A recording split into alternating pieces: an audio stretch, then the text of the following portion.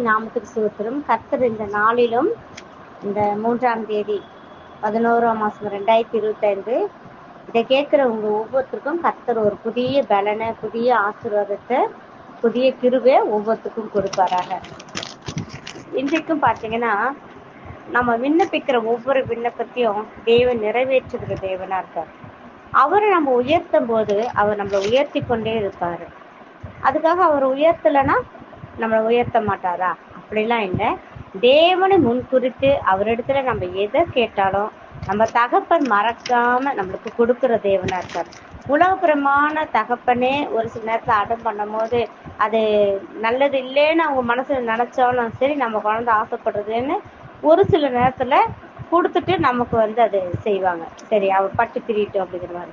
அது போலதான் இன்றைக்கும் கூட நம்ம தேவன் அவரோடு கூட நம்ம நெருங்கி இருக்கிறோம். அவரோடு கூட எல்லா விதத்துல கூட இருந்தா கூட அவரை நம்ம அடம் பண்ணா ஒரு சில நேரத்துல அப்பா எல்லாத்தையும் நம்மளுக்கு கொடுக்குற தேவனா இருப்பாரு. ஒரு சில காரியங்கள்ல அவர் கொஞ்சம் தாமதப்படுத்துவார். ஆனா நம்ம தான் அதை அறியாம என்ன பண்ணோம், அடம் பண்ணுவோம். சரி, அப்ப வேற வழியே இல்லாம நம்ம குழந்தை ரொம்ப அடம் பண்றா, செல்லம் கொஞ்சரா அப்படின்னா பண்ணாரு, கொடுப்பாரு. கொடுத்துட்டு கூடயே இருப்பாரு. ஏன்னா அது ஆபத்துன்னு அவருக்கு தெரியும். அதனால நம்ம கூடயே இருந்து அவ ஆபத்து, அப்பா நான் தெரியாம இதுல விழுந்துட்டேன்ப்பா, நான் தெரியாம உங்களை கேட்டுட்டேன்ப்பா அப்படின்னும் போது டக்குன்னு நம்மளை தூக்கி விடணும்னு சொல்லிட்டு நம்ம தகப்பன் நம்ம கூடயே தான் இருப்பாரு. ஆனாலும் ஒரு சில காரியங்களை அனுமதிப்பார். ஏன்னா நம்ம அந்த காரியங்கள் அது நமக்கு நல்லதுன்னு நமக்கு தெரியும். நம்ம உலக பெரிய மனுஷன் இல்லையா, நமக்கு அது பிடிச்சதா இருக்கும். ஆனா தேவனுக்கு அது பிரியமில்லாத காரியமா இருக்கும். அது நமக்கு உகந்ததா இல்லாத காரியமா இருக்கும். ஆனா நம்ம அதை அறிய மாட்டோம் இல்லையா. ஏன்னா நம்ம மனுஷ ரீதியா இருக்கிறதுனால நமக்கு அப்படிதான் இருக்கும். அதனால தேவன் ஒரு சில விதத்தை நம்மளுக்கு கொடுக்கறத தாமதப்படுத்தினா நாம அதை நினைச்சு கவலைப்படாம கர்த்தர் கொடுப்பாரு, நம்ம விசுவாசிக்கணும். அது மட்டும் இல்லாம அவரை முன்னிறுத்தி அவரை நம்ம எல்லா காரியங்களிலும் நம்ம முன்னிறுத்தணும். உதாரணமா ஏசாயா 25:1 பார்த்தீங்கன்னா, கர்த்தாவே நீர் என் தேவன், உம்மை உயர்த்தி உமது நாமத்தை துதிப்பேன். கர்த்தாவே நீர் தான் எங்க தேவன், உண்மை எல்லாமல் வேறு தேவன் இல்லை அப்படி சொல்லி நம்ம உறுதியா அவரை பற்றிக்கொள்ளணும். அவரை மொத்தமே எங்க பண்ணணும், உயரத்துல உயர்த்தி வைக்கணும். உமது நாமத்தை துதிப்பேன், அவரை மாத்திரமே நாம என்ன பண்ணணும், துதிக்கணும் டெய்லி. அது ஒவ்வொரு நாளும் அது நம்மளுக்கு கொடுக்கப்பட்ட ஒரு கடமை. நீர் அதிசயமானவங்களை செய்தேன்.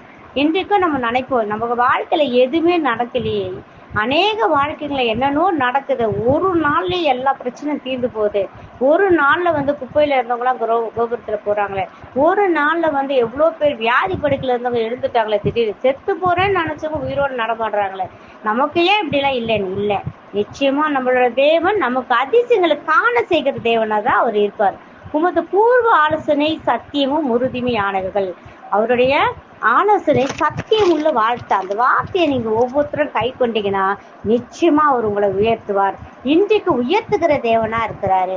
அதே மாதிரி ஏசாயா 26:3 பார்த்தீங்கன்னா, உம்மை உறுதியாய் பற்று கொண்ட மனதுடையவன் உண்மையே நம்பி இருக்கிறபடியினால் நீர் அவனை பூர்ண சமாதானத்துடன் காத்துக்கொள்வேர். அவரை உண்மையா நம்ம உறுதியா பற்று கொண்டோம்னா அந்த மனசு நம்ம கையில இருக்கணும். ஏசப்பாவே தான் கண்டிப்பா செய்வாருங்கிற உலகப்பிரமான ஒரு நம்பிக்கை இருந்தா, நம்ம தேவ பிரகாரமா விசுவாசம் இருந்தா நிச்சயமா கர்த்தர் நம்மளுக்கு என்ன பண்ணுவாரு, அந்த நம்பிக்கையில இருந்து அவர் ஒரு நாளும் விலகி போகவே மாட்டார். நீ என்ன நம்பினியோ, நீ எதை விசுவாசிச்சோ அதை செய்வார். அது மட்டும் இல்லாம பூரண சமாதானத்தோட நம்மளை பாதுகாப்பார்.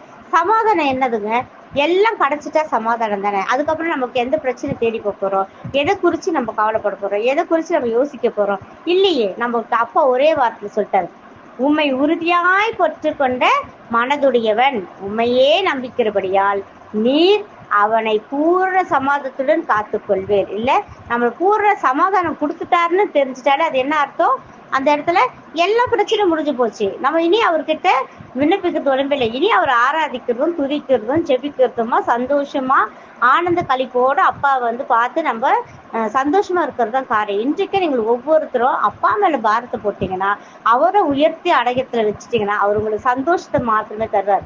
கர்த்தரை என்றென்றைக்கும் நம்புங்கள், கர்த்தராக யெகோவா நித்திய கண்மலையா இருக்காரு. அவரை மாத்திரம் நம்புங்க.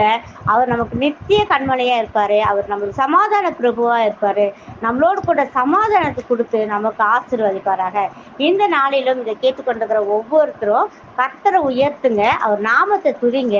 அப்போது உங்களுடைய அதிர்ச்சிகளை காணப்பட செய்வார். அது மாத்திரமல்ல, உங்களை என்னையும் உயர்ந்த அடைக்கலத்துல வைப்பாரு. சமாதானத்தோடு நம்மளை வைத்துக் கொள்வாரு. நம்மள என்ன பண்ணுவாரு?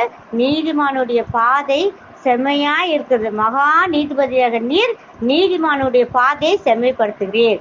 நம்ம செம்மப்படுத்தணுமேன்றார். நம்ம நீதிமானா இருந்தா, ஆண்டவருக்கு நல்ல பிள்ளைங்களா இருந்தா நம்ம செம்மப்படுத்துவாரு. சமாதானத்தை காத்து கொள்வீர்னு நம்மளுக்கு வாக்கு பண்ணுகிறாரு. அதுக்கப்புறம் என்ன பண்றாரு? நித்திய கண்மலையா இருக்கிறார் இல்லையா? இதெல்லாம் நமக்கு அவர் நித்திய கண்மலையா நம்மளுக்கு இருப்பார். கர்த்தராகிய இயேசு கிறிஸ்து உங்களையும் என்னையும் இந்த வார்த்தையை கொண்டு ஆசீர்வதிப்பாராக.